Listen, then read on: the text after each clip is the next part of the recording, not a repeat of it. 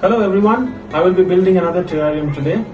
I was at the department store the other day and I picked up this beautiful container. It's a pity that it's got a steel lid. I would rather prefer a transparent to glass lid, but nevertheless I think we can build a brilliant terrarium inside this container.